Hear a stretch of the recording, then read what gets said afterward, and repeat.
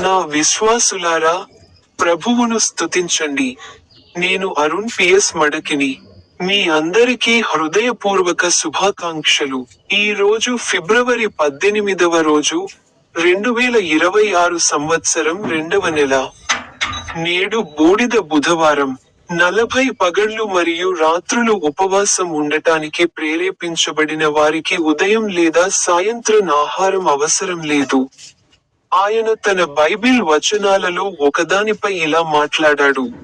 యెషయా 58వ అధ్యాయం 6వ వచనంలో ఆయన ఇలా అన్నాడు. నేను ఎంచుకున్న ఉపవాసం ఇది కాదా?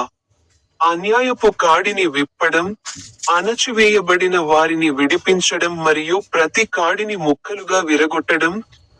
మీ అందరికీ హృదయపూర్వక శుభాకాంక్షలు.